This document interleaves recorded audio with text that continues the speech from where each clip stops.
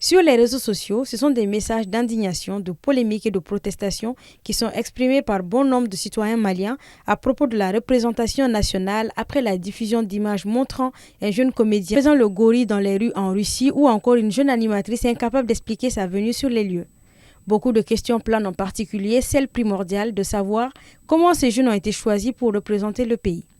J'ai été invité en Russie par mes partenaires qui se nomment Africa Initiative, qui m'ont invité à prendre part à plusieurs activités en Russie. Nos activités ont commencé depuis le 21 mai, d'où j'ai participé à une large gamme de forums qui se dénommait Horizon Afrique, d'où j'ai eu l'honneur de représenter mon pays, le Mali, à travers un stand photo qui m'a permis d'habiller tous les invités russes en tenue traditionnelle malienne. Ces jeunes qui ont fait l'objet de polémiques ont participé au forum sans être associés à la délégation officielle.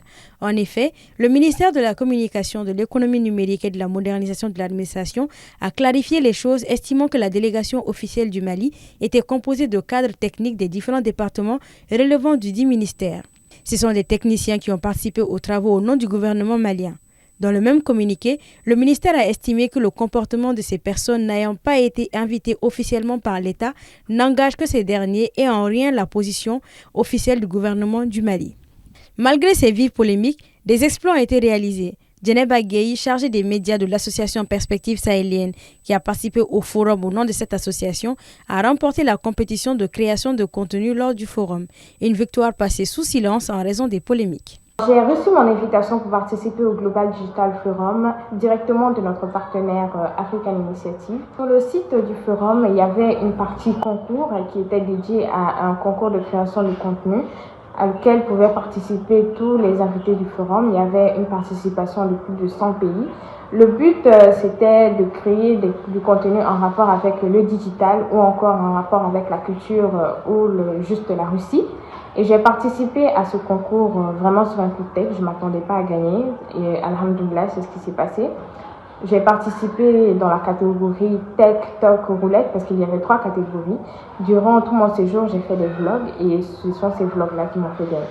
Moi-même, j'ai eu à animer un panel. J'étais panéliste parmi les invités. C'était vraiment un honneur pour moi. Dans mon panel, j'ai eu à aborder le sujet des fake news et des stéréotypes qui circulent dans le monde concernant l'Afrique et la Russie. Mais lors de ce forum, il ne s'agissait pas seulement du digital, il ne s'agissait pas seulement que de ça, parce que la culture s'est invitée aussi dans la danse. Il y avait des représentations culturelles de plusieurs pays. À noter que ce forum numérique mondial réunissait experts russes et internationaux pour discuter d'intelligence artificielle, de sécurité numérique et de coopération technologique. L'événement a réuni 1500 participants étrangers et plus de 10 000 connexions en ligne.